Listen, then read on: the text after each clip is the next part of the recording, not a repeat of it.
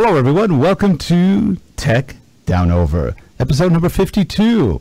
I am joined today by our co-host, who actually just woke up. It's only 5 in the morning his time. Jeff Blanchard, right. Double O Blanchard. How you doing today, Jeff? Good, thank you. That'll mean I'm much deeper on the microphone this morning because the voice is just ready to start. So. Yep. But, you know, he's showing his true dedication. We have a guest today, someone we know, admire, and respect, and we'll introduce him in a moment. But first, our intro. Here we go. And again, here we go. Oh, here we go.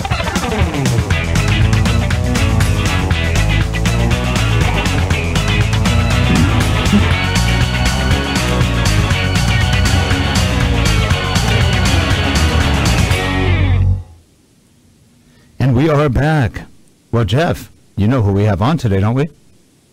Yes, I do. Dave Dugdale. Dave Dugdale. He's a photographer, a trainer. He's done a lot of things. A blogger. That's some very interesting things. So let's not waste too much time and get Dave on here. Hi, Dave. How are you today? I'm doing great. How are you guys?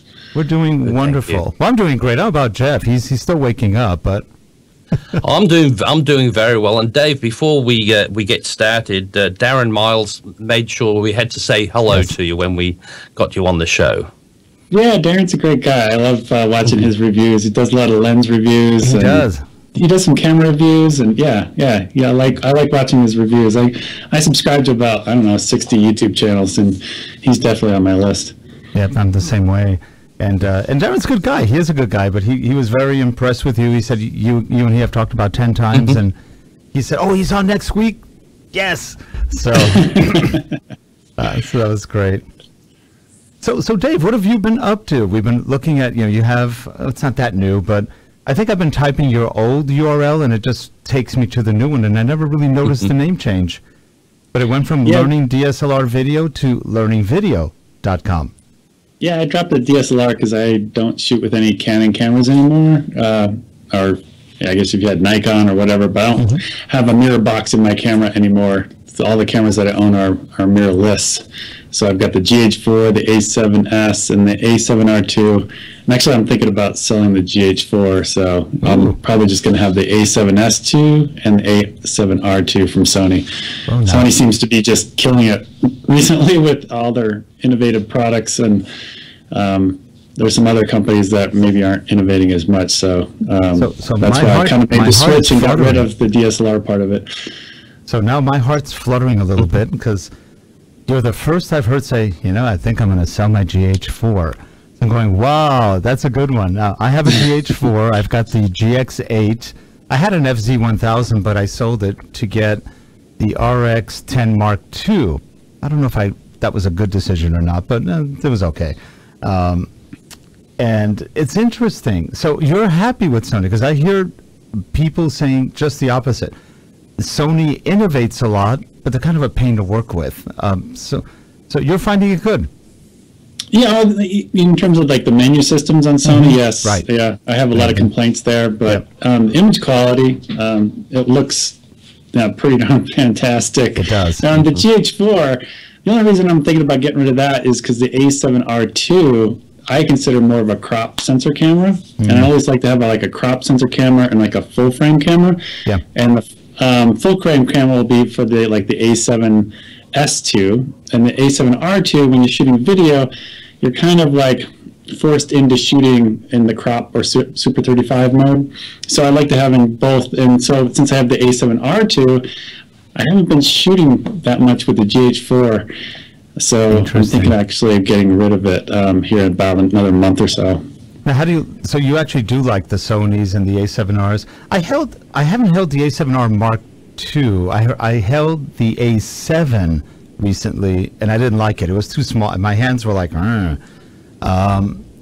but I did see the A7S II, which I liked. I thought it was nice. Now, I'm going just the opposite way, which is sort of weird. Jeff's probably laughing right now internally because I've been going back and forth on so many cameras. I used to shoot a lot of Canon. I never had a 5D though. I've always stuck with the APS-C sensors. I had the 70D, I had the 60D, the 40D. I just got, this is after I swore, no more Canons, no more, ever. I've had it, sick.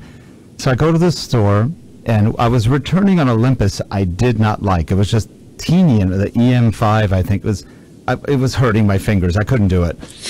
And I didn't like the menus any better on that either. So I returned it. My wife came with me, and she felt badly that we returned it. I go, it's okay, it's a return. They do it all the time.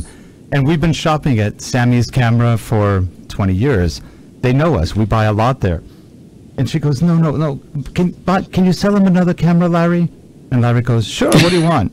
And at that moment, what came out of my mouth was, I'll take the Canon 7D Mark II.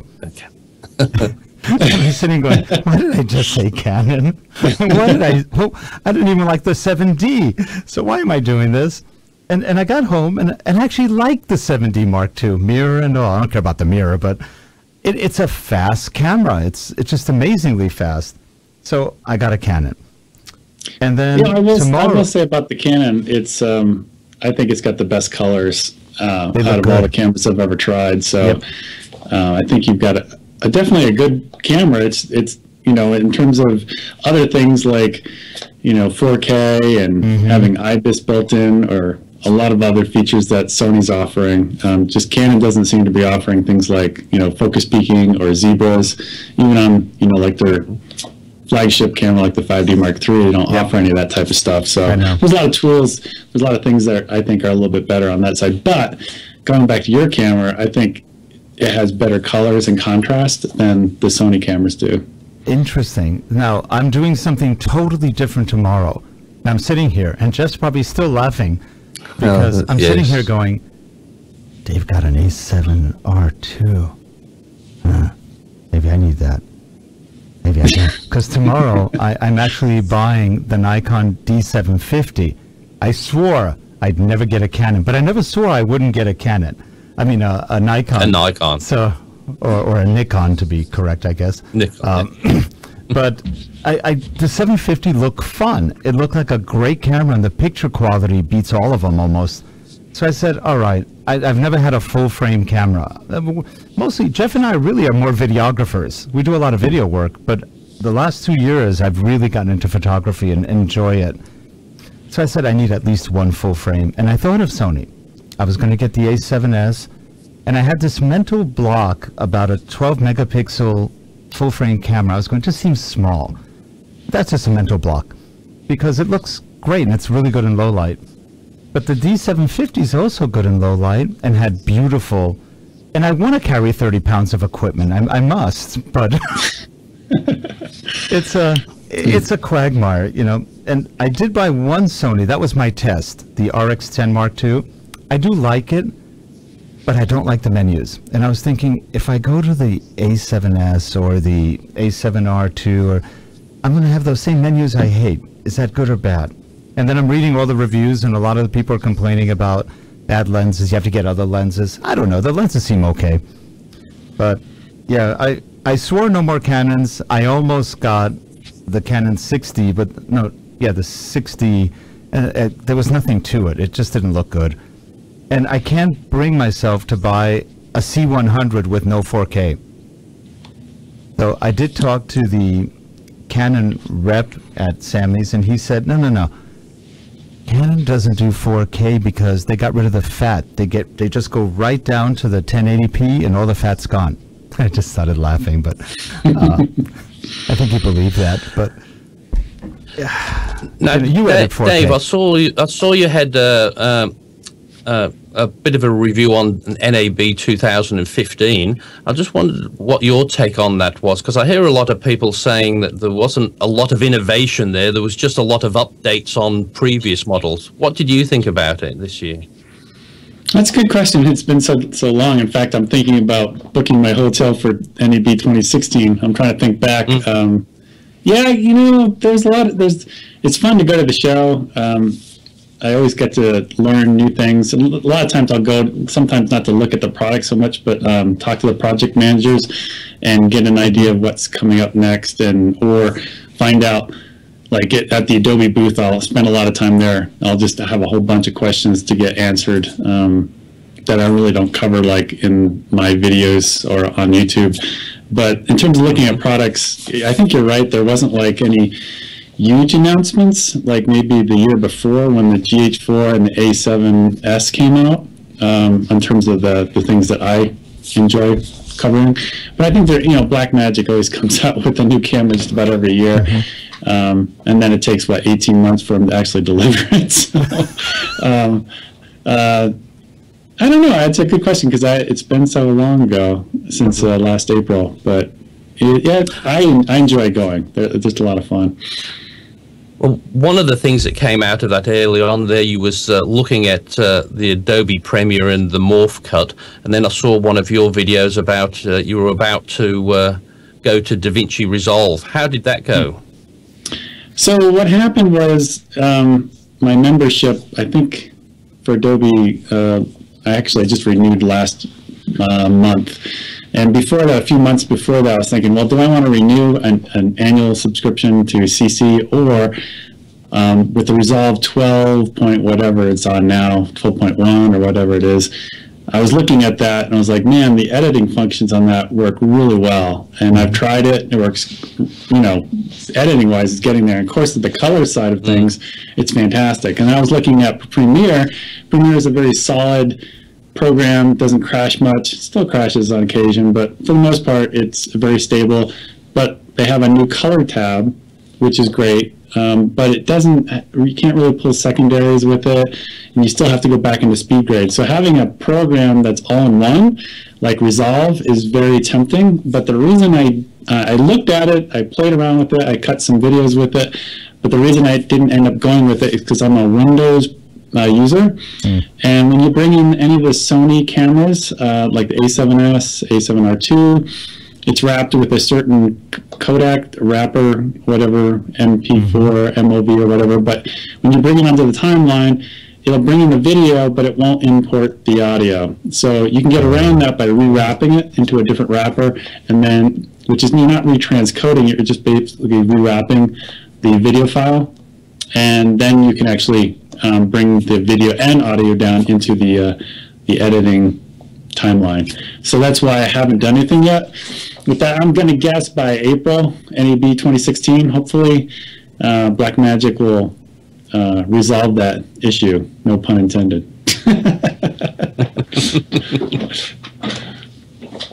I know, because Rick's been having a look at the new Sony One Catalyst. Is that right, Rick? Sony Catalyst, they have added Prepare and Browser, and it's not bad. It actually works pretty well. I've used Sony Vegas for years, but I got tired of it. It just wasn't keeping up with the latest technologies in 4K very well. It didn't render video very well. So I started looking for other things. We use Premiere too, but I'm not a Premiere fan. It's good. I just don't like it. It's just my personal not liking it that much. Yeah, I came from Vegas too, and I really liked Vegas. But when I started adding more footage on the timeline, like I loaded up with just hundreds of clips, it would just constantly crash. Yep. And that's about the same time the Mercury playback engine came out in the Adobe products. And once that happened, I was like, all right, I give up on Vegas. I talked to Sony like at conferences, and I called them on the phone, and I'm like, are you guys going to do something here? And I guess they had purchased that company. I can't remember the name of the company before. Was it Foundry or something like that? Oh, Sonic Foundry. Sony, was it something like that? They purchased that company, and I don't know if they had done. At the time that I was switching, it seemed like Sony was more interested in selling TVs, and they weren't so much interested in so a lot of the features that were coming out for Sony had to do with, like, they were really odd. They weren't about making a seamless playback experience, like Adobe was working very hard at the Mercury playback engine and making it, so you're not skipping frames and you're not having to retranscode footage before you even bring it in, that kind of thing. So for me, I'm lazy and I don't want to like transcode everything to ProRes and then edit. I'd rather just put my card in, put it on the hard drive, just start editing and not have to do any of that stuff. So that's why I left Vegas. So Dave, you don't like torturing yourself, is that what you're saying? Yeah, I don't like that.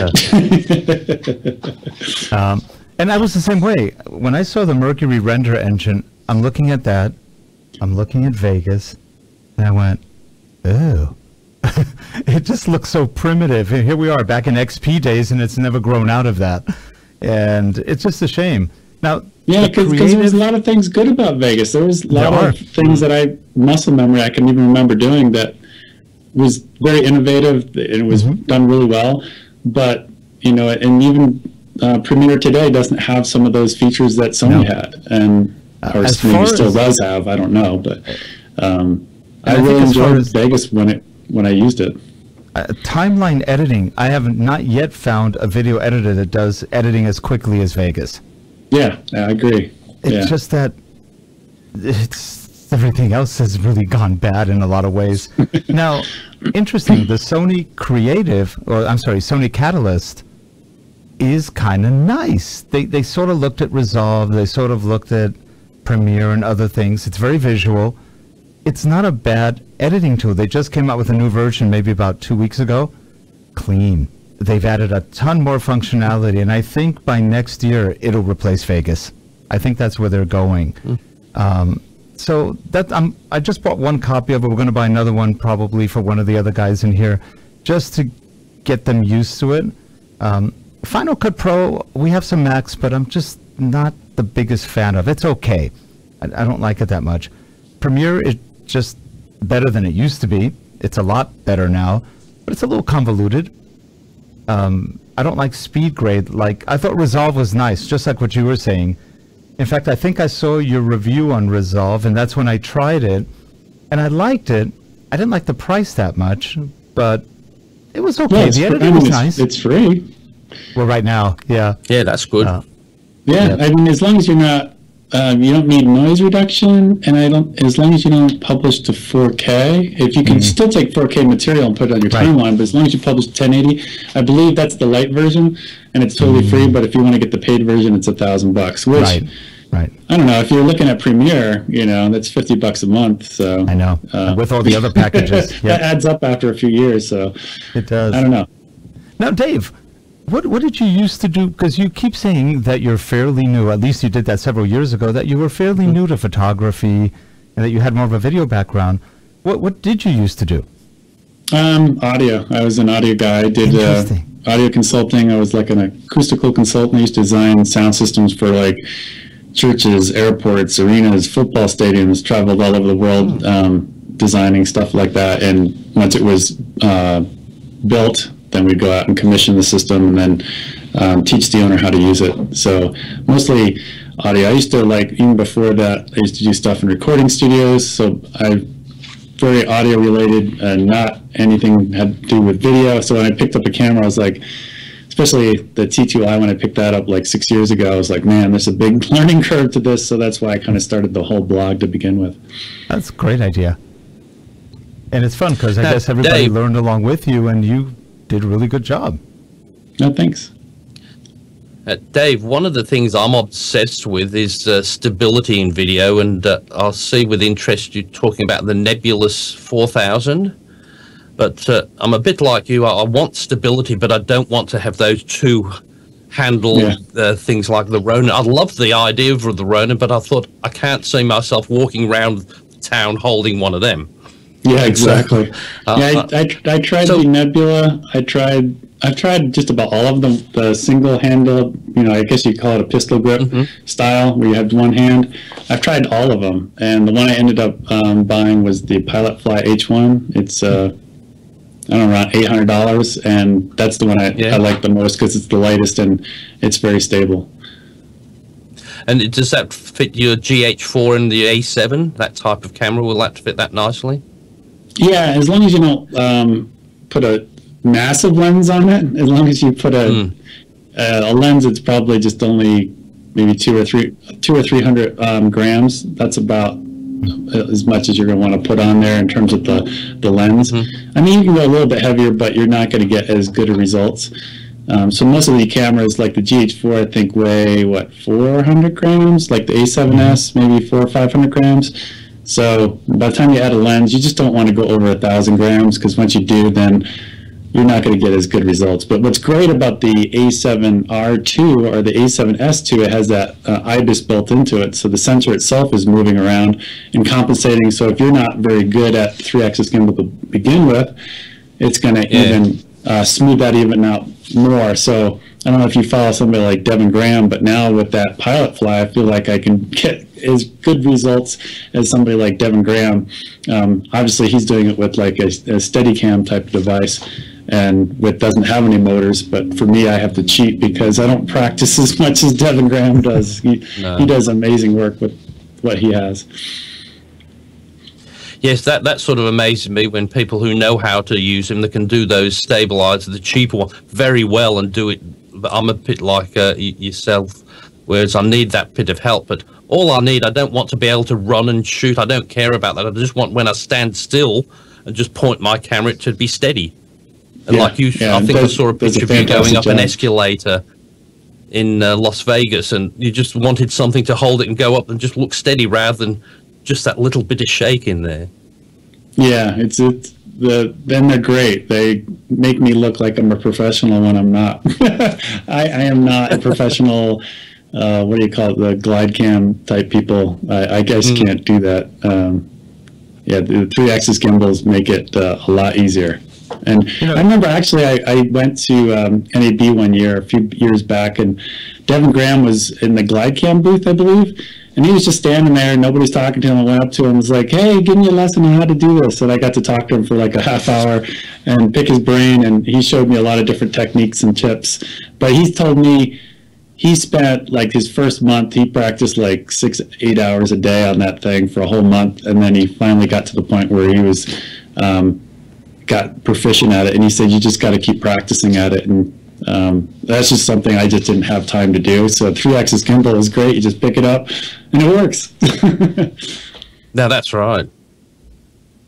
Now, being that I've just been playing around. Go ahead, Jeff. Sorry, Rick. I've just been playing around with the DJI's latest thing, the little Osmo.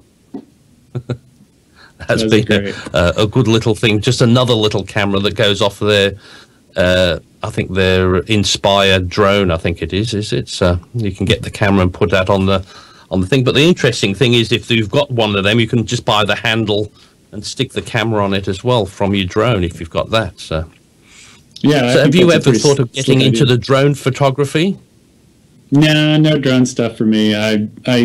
It seems like every time I go to shoot somewhere, somebody, as soon as I plant a tripod down, people are like, what are you doing? Where's your permit? What are you, like, oh, come on, It's just like, I'm on a public land, and, why can't I film it? I get, so when that happens, you're setting up your camera, your creativity's high, and then somebody comes over and just, like, it's a big buzzkill. All your creativity goes down. You start thinking about laws and, permits and stuff like that, and all your creativity comes crashing down. So I thought, if I were to ever get a drone, that'd be 10 times worse. As soon as I try to go fire it up, somebody's going to walk over to me like a park ranger and say, what are you doing? You can't have that on property. You're like, get out of here, And they're starting to arrest the drone pilots more and more because they're violating airspace.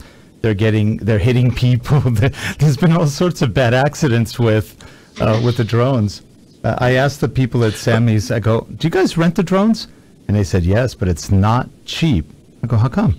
It comes with the pilot. You never touch it. But that makes sense. That makes a lot of sense. Yeah, but I'm more so the one that's gone the way the other side. I thought there's so many people doing the drone shots that it's anything new anymore. So I think I'm staying away from it, because I know the moment I get one, they'll ban them anyway. So exactly. Or what you can do is, if you really need that one aerial shot for whatever you're doing, a corporate video or something like that, or just, you could hire it out probably a lot cheaper than you could buying it and then maintaining it from all the crashes you're going to do. Well, have you ever thought about actually putting your $5,000 gear, you've got your camera plus your big lenses, on a drone and it crashes. It's like not a good idea. No. That worries me.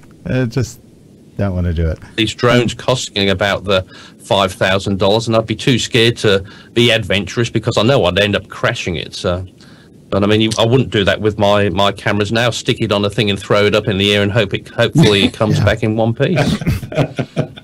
Yeah, it's just like these people that fly their drones out over water. I'm like, man, the battery runs out or it loses GPS signal. I know they can come back to you, but I've seen them go wonky so many times that it's just land right in the water, and then even if you can go dive down and get it, is it going to be any good anymore? Plus your camera, unless it's a GoPro and a GoPro housing. But I said one of my funniest videos, one of the funniest videos I've watched on YouTube was somebody who had one of the $5,000 or $6,000 drones, and you can see them on the beach, and it's slowly coming down. And you go, oh my God! And he's running like mad. And he's coming down, and he's going into the water. And he's running over the rocks, and he just dives in the water. I thought he nearly killed himself to save the drone. And I thought it's just ridiculous, isn't it? So what people will do just to save their equipment. And that, so I thought, no, I'm not going there. I think if you go back like 4 years when sliders used to be all the rage and people used them like in every single video that they did, I think we'll look back 4 years from now and they'll be like, man, that video had way too much aerial footage. You could have done it in one shot and been done. And so I have a feeling in 4 or 5 years from now, they'll still be around, they'll still be used, but they won't be used as frequently. Oh, I think that my favorite drone story was the one recently where some idiot's flying his drone over some lady who's bathing toplessly by her pool, and he's just kind of hovering around, and the husband saw it and shot it down. And you just go, yeah, and they said there's going to be a lot more of those privacy issues with the drones. I can imagine all the paparazzi with their drones trying to get I don't know. I mean, some of the pictures are beautiful, but I don't know if it's worth it. And like Jeff said, everybody's doing it, so it gets a little boring. Now, Jeff, do you have your slider with you right now? Not here, no, not here. Okay, on it, no. He has a slider, and every so often he does this really kind of fun thing where he starts moving around on a stage, sinks down to nothing, comes back up. It's fun. No, I used to have it on the camera here, but I thought it was a bit expensive just to slide it on the video here, so I took it off and started using it as a proper slider. So now Dave, you mentioned earlier that you were considering maybe getting rid of the GH4, and what do you think I have some theories, but the GH5, if it comes out as a GH5 or a GH4 Mark II, what do you think that's going to have? Well, I think I thought I saw a rumor just like last week. I think maybe Andrew Reid said something like it was going to be 8K, which, I don't know if I want to go there with 8K because my computer that I've built works great for 4K now. And by the time 8K comes around, it's going to be even more taxing on your GPU and your CPU and all that stuff. So I don't have any desire to upgrade my computer just yet for 8K footage, let alone 4K footage. So, I was talking to the Panasonic rep that I know, and I was trying to get some information out of him. He wasn't giving in, but my guess is that they'll probably do a 6, maybe 8K camera come on the GH4, because one of the things that they can do is they have a smaller sensor. So they can innovate sooner than the camera manufacturers that build full-frame sensors. So they can get a higher resolution easier on a smaller chip, I guess you could say. I'm no expert on this stuff, but that would be my guess. Is their advantage is they can go to the next step in terms of resolution before the full-frame manufacturers. Or maybe, who knows, maybe Panasonic will actually come out with a full-frame camera. I know they're very into the Micro Four Thirds. But who knows? Maybe they could come up with something like that. I tried to ask that question to my Panasonic rep. I tried too. He wasn't giving in. I tried the same thing at Sammy's. The Panasonic rep was there, and he was like, "Hey, how's it going? What's coming up?" Yeah. But my theory the GX8 came out, 20 megapixel, 20 point, I think 1 megapixels, and in-body stabilization. I think those are two of the things we'll see in a GH4 Mark II or a 5. Going to 8K just makes no sense when TVs are just now coming out as 4K. I don't think they're going to run to 8K anytime soon. And so I don't know, that might be one of those kind of fad features that's way too far ahead of its time. And Sony has been innovating very well. Yeah, and it's like you talking about too far ahead of your time was like the Samsung NX1. Yeah. I never reviewed it because it had an H.265 codec, and I didn't want to transcode because, again, I'm lazy, and I didn't want to like retranscode it to something else so I can actually edit with it, because back then Premiere didn't allow you to bring in H.265, but as of last week, now you can. So that was a case of the NX1 being a little bit too far ahead of its time, because if the camera came out now, I would have reviewed it, or I would review it right now. But the rumors are now that Samsung is pulling out. And there's some rumors that say that Nikon might have purchased maybe some rights, or I don't know what, to some of Samsung's technology on the NX line of cameras, which kind of makes sense if they want to get on the mirrorless bandwagon. But I think the NX1 was just a little too ahead of their time on that one. Yeah, now Nikon's interesting. You know, as bad as Canon is, at least you can buy a 4K camera for $20,000. That's really cool. I mean, they have one. They have the XC10, which I was actually going to buy tomorrow. And then I said, I don't really want it. It's not that good. See, Jeff endures me as we go through these conversations over and over. So I decided for the Nikon. But Nikon, nobody talks about Nikon. They have one 4K point and shoot, which does, now brace yourself. This is really kind of scary. 15 frames a second in 4K. Sounds like the GoPro from years ago. Oh. Yeah, I'll give you 4K, but you really can't use it because it's not going to look good. It's going to be all choppy. It's crazy. And nobody really has done what Sony, Panasonic, and even Olympus hasn't done it. They don't shoot 4K. So you just go, why is everybody lagging so much? That's what I don't get. I keep thinking. Yeah, I don't get it either, because I went up to NAB, to the Canon booth 2 years ago, maybe 2.5 years ago, NAB, and I went up to the rep and I said, "What's the 5D?" And this was like 2 years ago. I went up to the Canon booth and I said, "Well, what's the 5D Mark IV going to be like?" And the guy was like, I was like, "It's going to have focus peaking? Is it going to have zebras?" And he was like, "No, we're not going to put that in there. If you want that kind of stuff, you got to go to our Cinema 100, Cinema 300, C100, C300, C500 line of cameras." And I was like, "Well, those are like starting at 15 grand. I don't want to go there. I want a small camera." And I said, "You've got Magic Lantern you can put on the camera, and it has some of those features already, so it's on your chip. Why don't you just give it to us?" Yeah. And I was getting mad at him, but he was basically saying, "No, we'll do it if the market demands it." And I'm thinking now, 2 years later, I said, "Well, the market's kind of demanding because you're losing market share. We're not doing anything." So I have a feeling they're making a big mistake, because all those people that bought a 5D Mark IV and were introduced to the Canon ecosystem said, "Oh, let me try this C100 thing. It's a little bit more expensive, but let me give it a try and see how it is." And say, "Oh, it's got built-in ND filters. This is great. The color is about the same as it was in my 5D Mark IV." Well, now, if nobody's buying a 5D Mark III and they're all buying Sonys, what do you think they're going to upgrade to? They're going to upgrade to the FS5 or the FS7. They're not going to upgrade to the C100 or C300. So I think Canon's making a huge mistake by ignoring this lower part of the market, or lower part of the price tag, I guess you could say, the $2,000 to $3,000 camera. Since they're ignoring that and they're not innovating there, later on, years from now, they're going to realize, oh, nobody's buying our cinema line cameras now. Maybe we made a big mistake. Well, I'm sure once 8K cameras become the norm, maybe in 5 years or something, they'll have a 4K. They'll do 4K. Yes. And they'll tell you how much better it is. Now, you said something in the beginning. Canon really does have nice output. Even if you're shooting in 1080p, it looks gorgeous. It does. Something in their chips and their software just makes it look really pretty.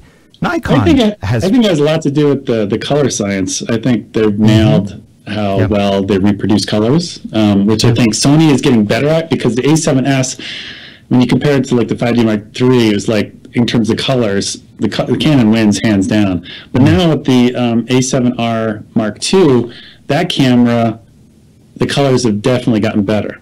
There's a definite noticed difference. But are they as good as Canon's? No, not yet, but they're at least heading in the right direction. Now, I noticed that on that Sony bridge camera that I got, the RX10 Mark II, the colors look better than the GH4. It actually looks sharper and better. Now, have you had this issue? Because I did a trade show back in November. It's called DevLearn. It's an e-learning show. And I shot probably 300 to 400 pictures at the booth and around. And invariably, almost everyone was blurry. And I got back and I went, oh, it sucks. It just sucks. And that was on the GH4. And I was going, I have never had that issue with any other camera. I've had trouble nailing focus here and there. Now, mind you, I forgot. It was a really stupid mistake. I was using the 15 millimeter lens, which is not stabilized, and it's very wide open, 1.7, and my shutter speed was set for video, so it was really brilliant. So I'm doing 1/60th of a second going, oh my God, I just killed every single shot I did. It's a typical newbie photographer thing when you go from video to photos. Doesn't quite work the same. But have you had any issues with focus? On the GH4, no, not really. I've used all the, I have the 12 to 35 and 35 to 100, and it's been very accurate. I will say that the new camera I have, the A7R II, that one has even better autofocus, in my opinion, especially if you're like a portrait photographer. They have this new thing that I don't think many people talk about. It's the IAF. So you hit this button, like a backward button focus type thing, where you hit the button on the back, and then it will take and draw a little green box around the person's eye. And even if they move, it locks onto their eye, and when you press the shutter, it's like 100%. I did some senior portraits of my niece, and I was just using that technique all day long, and I came back, and because it's A7R is 42 megapixels, you can zoom way, way, way in, and you can look to see how well that eye is in focus. And sure enough, it's not the eyebrow, it's not the tip of the nose, it's not the ear, it's not the eyelash, it's actually the eye itself is in focus. And it's an amazing technology. I don't think many people are talking about, but if you're doing portraits or anything like that, that one feature in itself, I think, is worth the price of the camera, because it's pretty amazing. It works fantastic. Yeah, and you said the color is getting really nice on them. Yeah, it's getting better. Again, it's not as good as the Canon still, but at least they're going in the right direction. Yes, I just think if somebody came out with a camera that had everything that you liked and and they charged you $10,000, I'm sure somebody would buy it if it had everything you wanted. Because there's always a compromise with every camera we get. Yeah, exactly. I mean, I got to tell you though, I'm pretty darn happy with the A7R II, because it's. I think a lot of people have called it the camera of the year, and I would have to agree with them, because it's given us a wish list. All the things that you would have on your Christmas wish list, they gave to us this year, from the IBIS to the better improved autofocus to the 4K, the better colors. It's like, yeah, it's a fantastic camera. And no heating issues, no overheating, right? On this one? It does overheat, yeah. If you have the IBIS turned on, especially if you're on a gimbal type device, that's where I notice it will cut out the fastest. So if you're on a gimbal type device and you're moving the camera around a lot and it's compensating, it's heating up, and I think the battery heats up, the sensor heats up, that IBIS technology heats up, or the chip inside there heats up. So if you have all those things running at the same time, you'll run into issues. But if you're on a tripod, you turn the IBIS turned off, you shoot in 4K, a lot of times you can make it to the time limit of a half hour. Sometimes you won't, but most times you do. So it's not a big problem, the type of interviews that I do. I usually will, let it run for like 15, 20 minutes, and then I'm usually like starting and stopping kind of thing anyway, because I've gotten so used to doing that from Canon cameras years ago, where you can only do 12 minutes a clip anyway. So it hasn't really bothered me that much so far. Now, the nice thing about the A7, well, I felt the A7, I haven't tried the A7R2, is it's not very heavy, which is nice. Which I like. I like that. I'm all about small cameras. I think my audience knows that I don't try that. You know, I'm not shooting with a Red Epic or an Arri Alexa or a C100 or a FS7 or something like that. Those are much bigger cameras, because the type of stuff that I do, I like to be very stealthy. And these cameras, the output's just amazing. So, and it's such a small package, it works really well. So moving forward, I guess let's put our prediction caps on. Where do you think the industry's going? You know, nobody talks about camcorders anymore, and there's some good stuff going on there. But where do you think it's going with the digital cameras? That's a good question. I don't know. I don't know that. I know Sony is definitely listening. I think Canon's definitely not listening to their customers.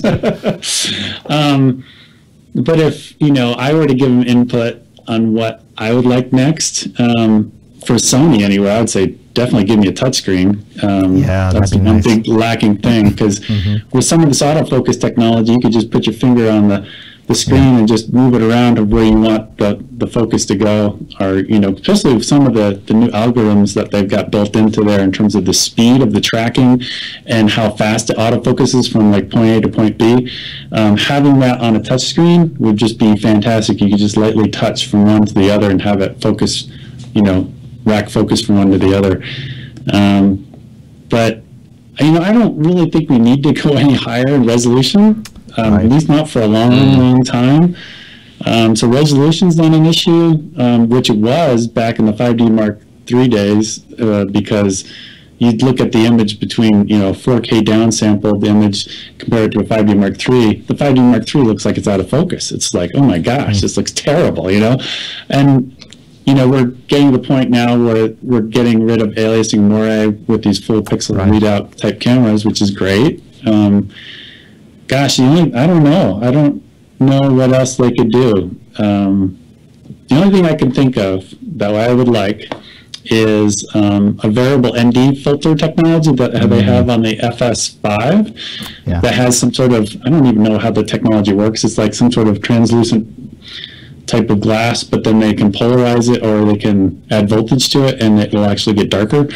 I would love to see that, like on the next, like the A8 Mark I or something like that. That would be amazing if they could actually do that. But again, you know, Sony's in a situation where they don't seem to mind killing off other cameras that they've done, where Canon doesn't want to do that. They don't want to give us features at the low end because they know they'll cannibalize their top end market. So Sony doesn't seem to care. They're coming out with a new camera every 6 months. So I know. It seems we'll see what, maybe some of these things will come true in the future. You know, you made a really good point right now about the ND filters, and it reminded me of a video I saw. I haven't flown on this plane yet, and that would be the 787, the Boeing 787 Dreamliner. It has electrostatic or electromagnetic windows, so you press the button and it goes from black to completely translucent. It's all electronic. And that would make sense to do an ND filter like that, and probably wouldn't take a lot of power to do that. In fact, if I'm not mistaken, I think I'm not that great at the Sony line in terms of the lower end, but I think, isn't there one of their cameras on the lower end already has that technology built in? I can't remember what it's called. Yeah, that's cool. That'd be really neat. It's funny how the lower end sometimes has more features and functionality than the high end ones. Yeah, that is weird. I haven't figured that one out yet. It's like the 5D Mark III still doesn't have a tilt-out screen or a touch screen yet. That kind of thing, you know, and the lower-end cameras have it already. And everybody's like, come on, just give it to me. Well, I'm looking at Canon. I have a 70D. I have the 70D. It's almost getting close to 3 years old. No updates. Not one firmware update in all that time. And believe me, they need some firmware updates. The codecs are really old. Video codecs are old. So Vegas would handle them well, but it's really old. And I just don't understand. It's a company that's just sort of suicidal in some of the things they do. Yeah, I don't quite get it. I'll go up to well, the booth again at any booth. I can see, Dave, I think... Sorry. I said I can see from all the conversation, I can see Sony's A7 is going to be my next camera, I think. Yeah, it's great. I mean, except for the colors, and that's why I've taken about every color grading course you can get online. I've watched every YouTube video about color grading because I'm trying to get better at colors on the A7 cameras. Because they're not as good, but it only takes just a little bit of tweaking in post to get it there, to get it to be more like Canon-like. So it's not a big problem. It can be dealt with in post, but getting the correct white balance and getting, maybe even shooting a chart and creating LUTs, you can get definitely a lot closer. Now, your video right now looks really good, very clean. Are you using, what are you using right now? I can't read it, but it's like 5 years old. It's a Logitech webcam. It's a 1080 webcam. I think it's a 930 or something like that. That looks really good. See it. Thanks. I was convinced you were on one of your cameras with a Blackmagic Intensity Pro, so I'm impressed. Like you said, some of the cheaper options can always be the best. It can. Before we go, Dave, I must say you've got me on a bit of a challenge now. I saw your top 10 films listing you did a while back, and now you've got me watching the ones I've never seen, and I just can't believe I never saw the Hot Tub Time Machine. I missed that one, but since I've watched it. I agree with you. I like that one. So I'm slowly going through the list. It's you got to have my sense of humor for that one, I guess. But when I put that video out in my top 10, people are like, "No way, that's wrong." You didn't have like one of the mafia movies on there, like The Godfather or something like that. It's like, well, I'm sorry, but this is my list, and you can disagree. But Hot Tub Time Machine for me, that is just the funniest movie. I was on the floor laughing. That was just so good. That and like Office Space, if you saw Office Space many years ago, that was one of my absolute favorites. I don't even know how old that is, like 15 years old now or something like that. But that was just fantastic. Yeah, but I like that. I like those ones too that don't usually do very well at the box office, but they're really good. Yeah. Right. Well, Jeff has one. I don't know if you've seen. What's that one about the moon? The Nazis? Dark Skies, I think, is it? Iron Skies? Iron Skies. That's another classic. Yes, it's called Iron Skies. That's so bad it's a good one to look back on. It's just set the Germans in the later part of World War II decided they were going to lose the war, so they sent all their troops to the dark side of the moon, and then they forgot about them. Then America wants to go to the moon again. They land on the moon and they find it's populated with all Germans from 1945. But they were really in Argentina. So yeah, Iron Skies, I think it's called, but it's so bad and so politically incorrect. It's funny. So. Yeah, it's like Star Wars is coming out in, I don't know, a week. So that one's got so much hype. I hope it lives up to the hype, which would be great if it actually does. It looks dismal. But these little obscure movies like Hot Tub Time Machine, it's when you go into the movie theater and you're not expecting anything, and you come out and you're like, that was the best ever. Whereas you go into Star Wars, you're like, come on, this is going to be great, right? And then you come out, you're like, oh, it was all right, Yeah, I think I've been that way about all 6 Star Wars. It's like, that was interesting. I don't know. I'm not been the biggest fan, and I'm a science fiction guy. So, what can I say? The new one looks dismal. It's more 1984 than it is I don't know. It looks very dismal. The actors don't look very interesting. It'll be interesting. I don't know. We'll see. I'm going to see if my 2 daughters that are 10 and 12, if I can yank them into the movie theater with me to see it. I don't know if they're more of Harry Potter. Right. They're like, Star Wars is for boys, Harry Potter is for girls. So I don't know if I'll get him to go with me or not. We took our daughter on the prequel, and both she and I fell asleep in the middle. My wife's like, and we're just like, it was bad. Well, I guess we're just about at the end of our time. We probably exceeded the end of our time, but you know, Dave, we'd love to have you back on and catch up with you and see what else is going on. I think we just touched the tip of the iceberg here. Yeah, and if you're, I don't know if you go to NAB, but if you are, just let me know and we'll meet up. But Jeff was talking about flying out for that, and then we'd all go down. Yeah, so we may be going. Yeah, it's a fun event. I really want to do that because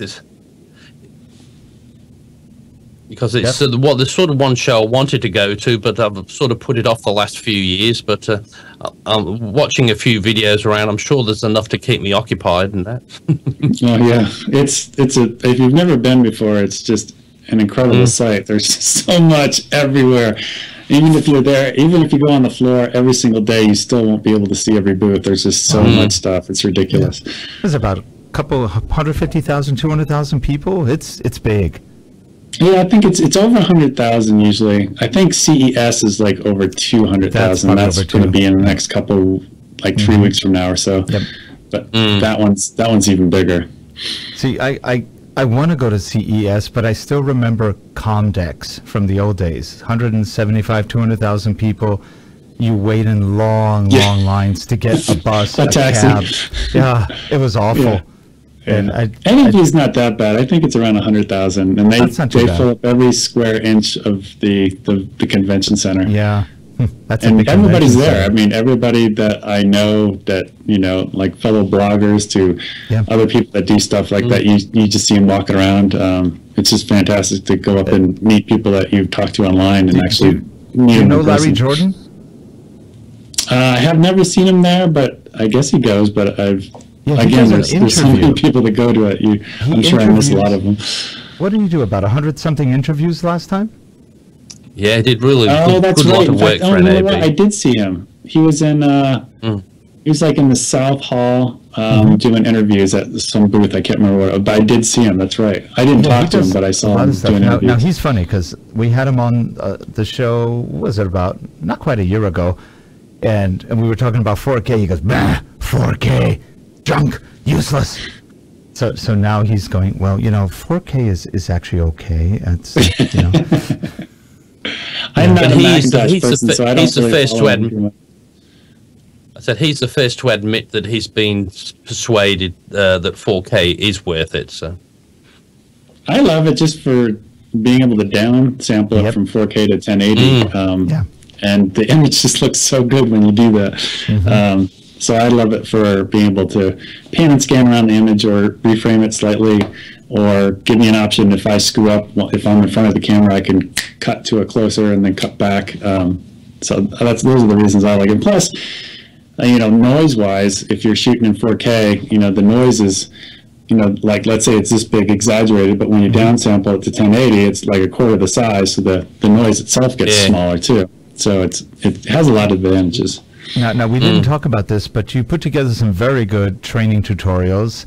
I have your GH4 one, which I got, I believe, last year, and you did a great job on that one. And you make it lighthearted. You don't make it really heavy like some of the tutorials. So it's much more enjoyable. I'm working on my A7R2 course right now, and it's just taken forever because S-Log is a tough subject to teach at a beginner level, and I want to keep it a beginner course. So what I'm doing is making everything very beginner, but this one chapter I'm saying, all right, if you don't know anything about S-Log, that's all right. Shoot with the camera for like a year, come back to this chapter a year later, and then it'll be a more advanced topic. And that's what I'm starting that chapter like this next week. I'm just writing the outline of it right now. I've got all my examples shot, but trying to explain that at a beginner level is kind of tough because S-Log, if you go in, if you're like a wedding shooter or a corporate shooter and you shoot S-Log and you've never shot before and you get your footage, you're gonna be like, what do I do with it? You know, it's not easy. It is not easy to make it look good if you don't have that practice in there. Yeah, that's interesting. But definitely do go to Dave's site. It's called www. www.learningvideo.com. There's some great content there. And subscribe to Dave's channel. There's some really good reviews and interesting. And you have some interesting reviews. I love when you do like battery tests and all that. Those are interesting. I'm very eclectic. It's not like it's like whatever I'm wanting to get at that certain time. So I'm not like doing very structured type things. It's like all of a sudden, like, oh, shiny object, I want to try that, and then I call B&H and they'll like ship it to me, and like boom, it's here. In fact, a box just arrived the other day with more goodies. Because my sensors are always getting dirty, so I'm going to try out this new Arctic butterfly and visible dust type thing that I've never used before. So yeah, it's just I'm always constantly getting stuff off of eBay or B&H Photo, and fun toys. I enjoy it. I was looking at one, Peter Gregg. He's got the better white balance. And it's weird. It's just a little thing that goes over your lens. And he white balances through. And I was going, can you really do that? That's interesting. I think there's a technology, what is it called? The Lumadisc or something like that they've had for years before that. So I think the same type of technology, Interesting. You don't shoot it at the person, you shoot it at the light source. That's clever. Oh. Yeah.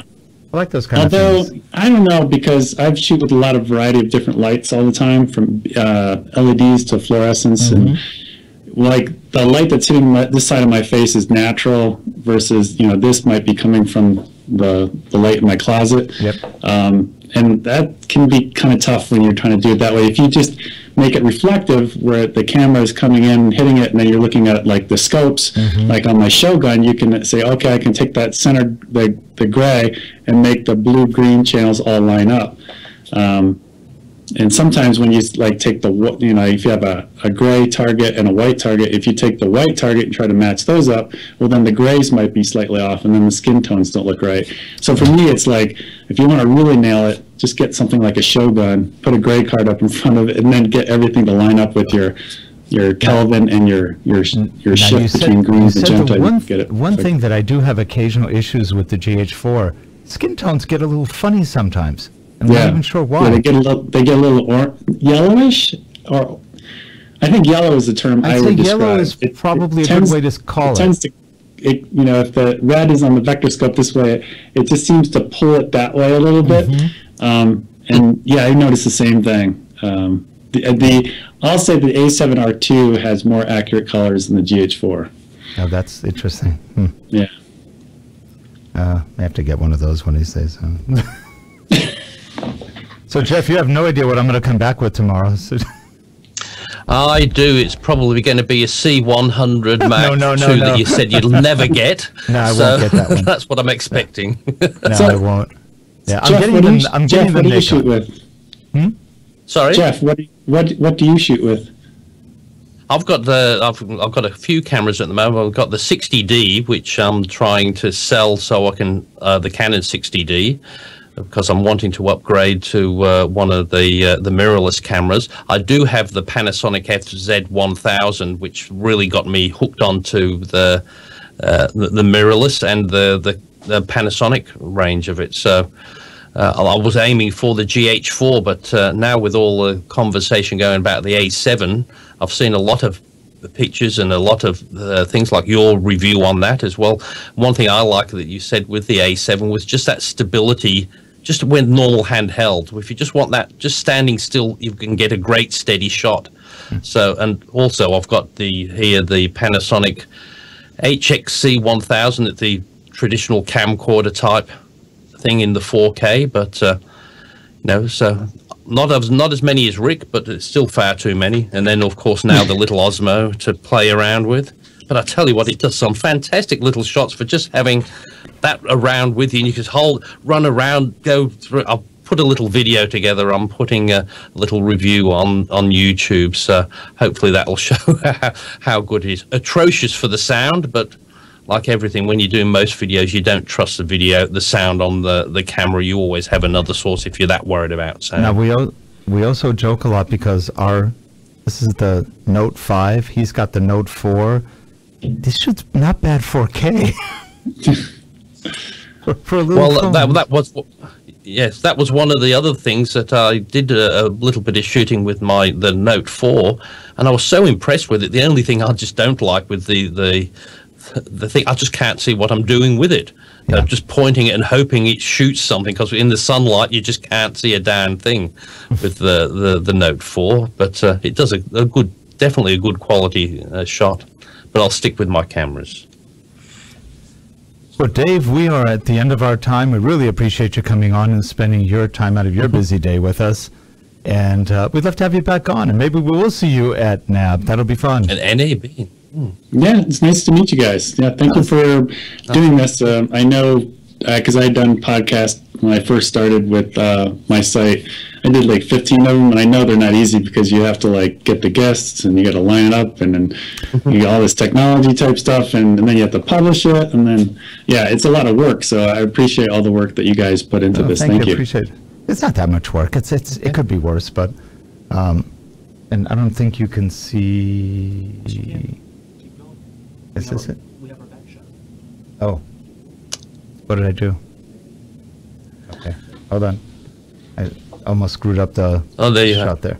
But I was here, and you can see some of our audio here. So we have a whole audio rack of the compressors, the limiters, the gates, Aphex. All the Mac Minis are the. Whoops, this side. Oh, that's one shot. That's the studio. There we shot, go. Yeah. Yep, from the back side. Look at that. We did have that up. Okay, so that's where we have all our audio stuff, and it's fun. I love audio. When you said audio, I was going, ooh, no wonder I really like you so much. So, but audio is a lot of fun, and I have way too many microphones. I think I've got about 20 microphones, and they're fun. They're fun, and they all sound different. So this is the Rode NTG3, if you're curious. And he's got the Rode... Is that your Rode? NT1, NT1A. Oh, that's your NT1A. Yes. Sorry. Yeah. So he's from Australia. He makes me buy Rode. So support. Well, actually, he's British, living in Australia. Yeah, well, I can't really say that. I've been here 44 years out of my 53, so I figure I'm pretty much more Australian than I am English. Jeff, wait a minute. It just dawned on me. You're British, living in Australia for 40-something years. You had a life sentence. Yeah, that's right. I'm glad it's don't mind if it's been in here. It's a great place to be sentenced to, I tell you. So it looks beautiful there. Can't complain there. Can't complain. All right. Well, Dave, again, appreciate it so much. And by the way, before we leave, anything else you want to say? Any place they can go buy your products? Anything? Yeah, I'm not really here to pimp my products or anything like that, but you can go to learningvideo.com. I'm on Twitter, I'm on Facebook, I'm on Instagram, those type of places. I just basically like to share the stuff that I'm doing. The courses, are more selfish than anything else because I got to learn how to use the darn camera anyway. I might as well record it while I'm learning how to do it. So that works out. You'll notice that pretty much the only courses I ever make are the cameras that I actually buy. So I probably should make more of them, but these are the only ones that I've been purchasing. So, but thank you very much. Right, great. So if you are watching on YouTube, subscribe, give us a thumbs up, do whatever you feel like. But definitely watch the show. You'll enjoy it. Have a good one, everyone. Thanks a lot. Bye, Dave. Bye, Jeff. Bye. Bye for now.